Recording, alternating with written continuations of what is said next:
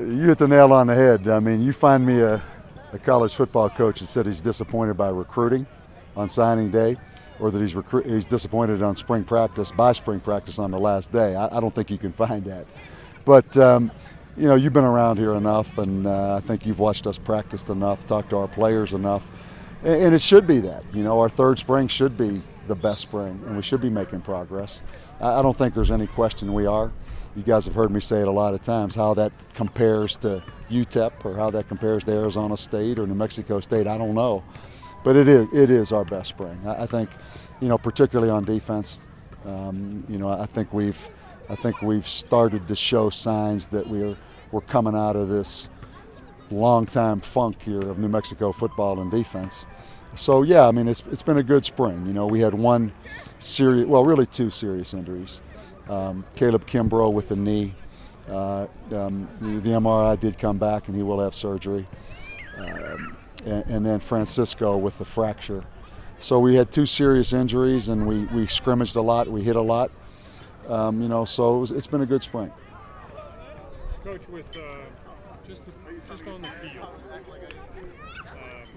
how was this a positive experience? How does this help you? I think it. You have to play football full speed. And you have to come out here and tackle. You have to turn guys loose, and we have not been able to do that up until this point in this program, just because of numbers.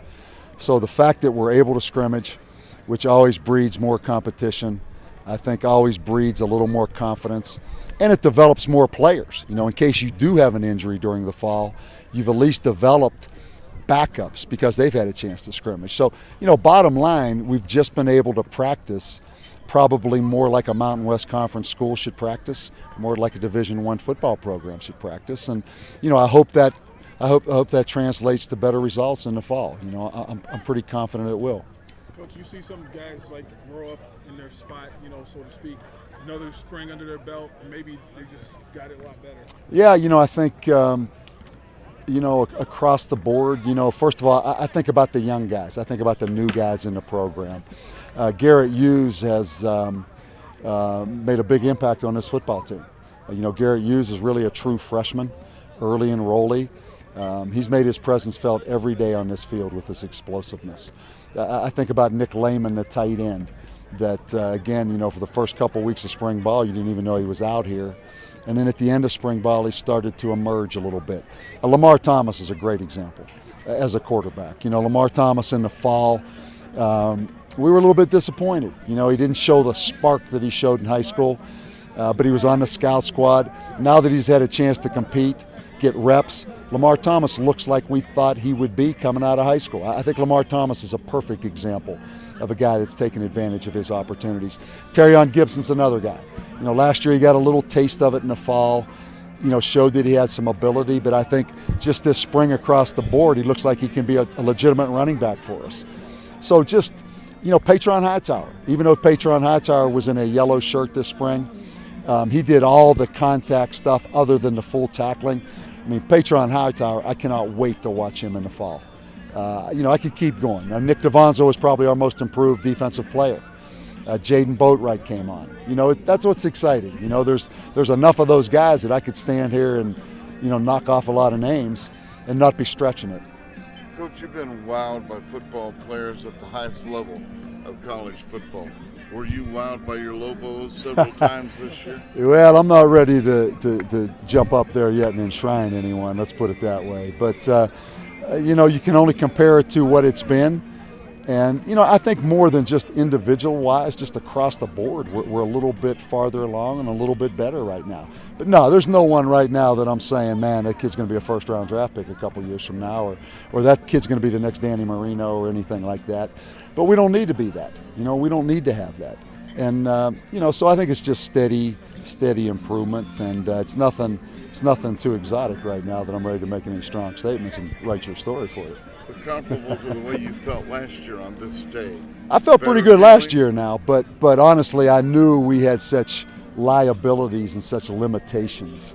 We were just so ridiculously young last year, and really starting over when all those seniors that were in the program, I think we lost 23 seniors from the year before, and there was no one coming. So we just have a little bit more solid roster right now moving forward. So, I think I was probably a little more wishful thinking last year, hoping we could build on what we did the first year just by scheme. But it just didn't happen that way, and we kind of caved in by the end of the year. I think this year it's a little more realistic, and I think it's a little more honest. And I'm a little more cautious. Because of what happened last year. Coach, were you hurt at all by Cole not being able to participate in the last? No, I think that actually helped us. I really do. Bob DeBest and I we talked about that today in a staff meeting. We know what Cole is, and we know what Cole's strengths are. We still know what certain things Cole is weaker at. It was a great chance to see these two young quarterbacks. And I still look at Clayton Mitchum like a young quarterback, even though he started 7 games last year, just to put it on his shoulders and make him be able to come out here and execute the total package.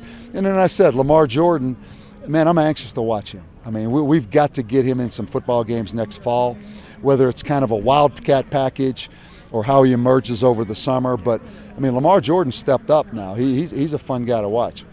Talking about how he stepped up. Anything during the whole spring session that really surprised you, that where you were like, wow? No, I don't think so. I think there were no big surprises. I think, for the first time, and it's supposed to be that way in the spring, that the defense kind of controls things, because the defense is all about recognition. And when you see the same plays and you see the same offense over and over and you get comfortable, the defense should win. But for the first time I've been here, the defense stepped up and won a little bit. And that's really what you're used to and how it's supposed to be. I wouldn't say that surprised me, but I think that, based on the last 2 springs, it's been something that hasn't happened around here. Coach, what do you tell those season ticket hopeful purchase people out there right now? Yeah, we need you. We need you. And we're going to probably play. You've been around here a long time. Rick's been around here as long as anybody. All these guys, I look around here, man, there's some faces that have been in Albuquerque a long time now. I doubt you could find a better home schedule in the past that we're going to play next year. And when I look at Arizona State, UTEP, Boise, Fresno, San Diego State, and Wyoming coming in this stadium, that's a heck of a home schedule. I mean, that's an AD and a fan home schedule, not a head coach's home schedule.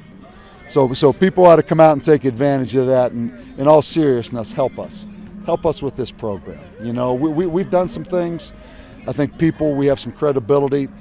Man, it's going to take everybody. It's going to take everybody to get this program back. And come out here and watch us. Okay? All right, man.